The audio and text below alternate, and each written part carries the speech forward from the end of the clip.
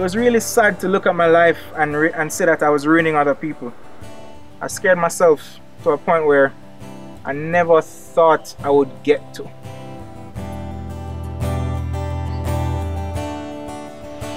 There was a point when I was about 14. I met this girl. She was 16. A really nice girl. And we hit it off fairly well, you know, being so young, but we hit it off fairly well. And in like a couple of months, we classified ourselves as together.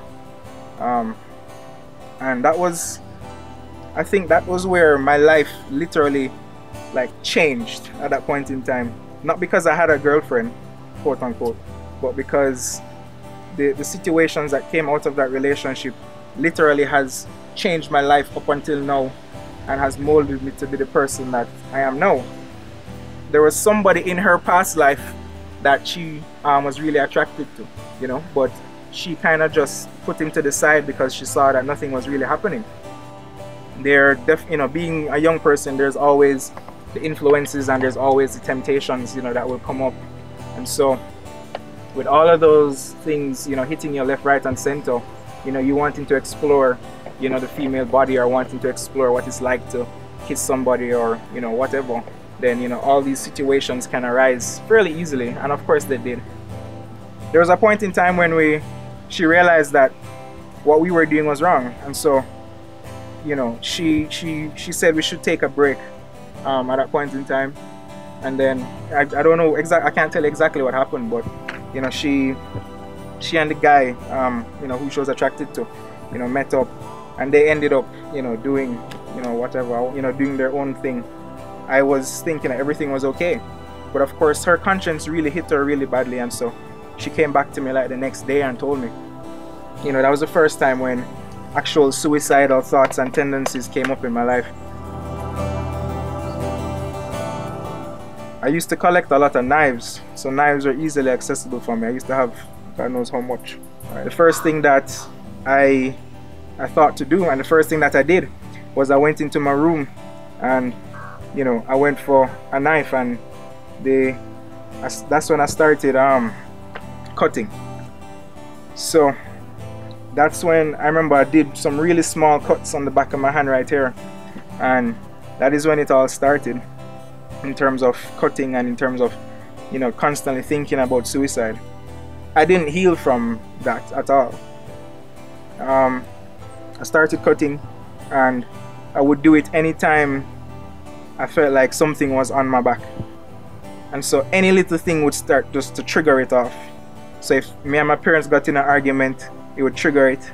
For about 2.5 years or about 3 years, I was a cutter, and I cut myself. I remember I used to count it, and I cut myself over 240 times. I had a girlfriend after that when I was about 16. I got to know her mom, and I liked her, you know, I liked her mother, and her mom would be comfortable with me coming over to her house and everything. So that was when parents start trusting you with their daughters. There's only one thing that can come out of that. I started having sex, and so that created a very strong physical bond with the person. Physical, spiritual, emotional bond with somebody when you have sex with them, which is why sex is such a dangerous thing outside of marriage. Of course, at the time it seemed like the best thing in the world, but when things start to go awry is when you realize that you wish you didn't do it. But every single night there would just be some form of argument, you know, when we talk on the telephone or something, and so that really started to get to me, and so I really couldn't deal with that anymore. So I broke up with her. And of course, breaking up with her after having sex is like, it's like tearing something apart. She, you know, kept on asking, you know, for us to be back together, and, you know, I was saying, no, it's not right, whatever, you know, we're just going to keep arguing, and I'm not happy anymore, and whatever. And so at that time, I remember one night I was sitting in my room and I was just playing video games until God knows what hour of the morning, and I went to bed. The next morning I got up and I got a phone call, and, you know, it was one of my friends, and he said that the same girlfriend whom I just broke up with like 2 months ago, that she's in the hospital. And I was like, why? And he said, because she tried to kill herself.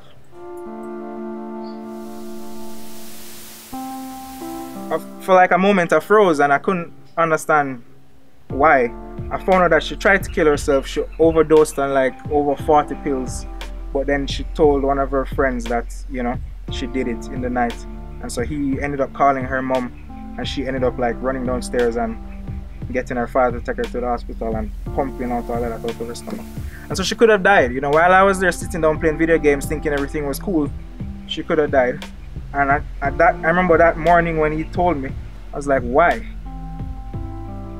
You know, what's the purpose of all of that? What's the purpose of getting into that relationship with that young lady in the first place if this is going to be the outcome?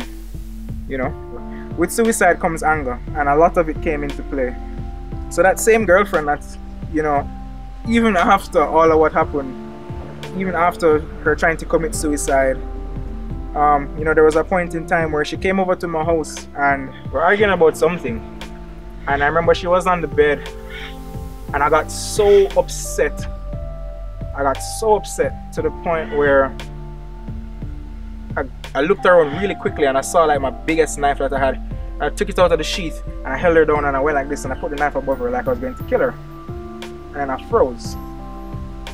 I was like, what am I doing? Right? And I dropped it and I ran.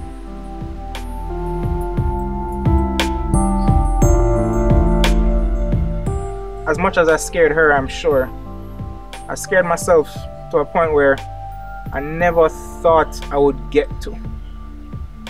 To the point where you are so caught up in, you know, your situation, you're so caught up in, you know, being angry at the world and being angry at everybody, being angry at your parents, being angry at yourself, being angry at, you know, your friends for, you know, whatever, to the point where you'd find yourself lifting up a weapon to somebody, you know.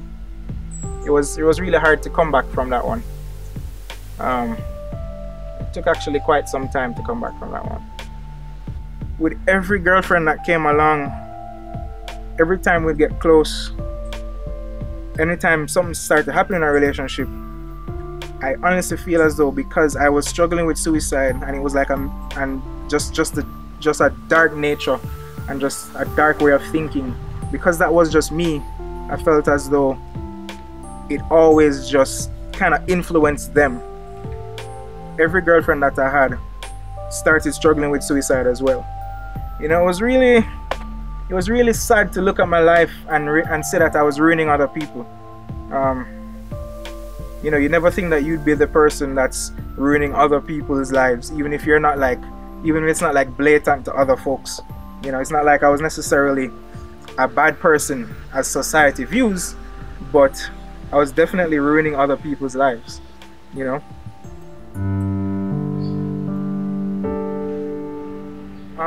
The first girlfriend that I had, you know, she introduced me to her church from years before, and I used to visit her church every now and then, but I started going to her church consistently when I got my driver's license at 17. So when I became 17, I had a car waiting on me, and so like I remember getting my license on Friday, and by Sunday I was going to a different church. And so I left the church that I was going to and started going to my current church right now, and it was a really small church, and so you can't really escape people. Anywhere you go, there's always somebody, you know what I mean? Meaning there's always somebody who knows you, not just somebody who you're passing because, you know, you have to pass them in church, but you turn around and there's your friend, and you turn around and there's your other friend, and so you always have your friends asking you what's up, you know. But that's when I started realizing that I need to take being a Christian seriously. I was like 17. It took me all the way up from 5 when I wanted to be a Christian as a kid to 17 to actually realizing what it really meant. Just going to church, as much as you always hear people talk about, you know, the church, and that the church necessarily is not what's going to change you. And that is very true. It's really Christ who changes you. But for me, church was the turning point in my life where I started to look at life differently. I started to look at Christianity differently. I started to follow after God. I started to follow after Jesus and reading His Word.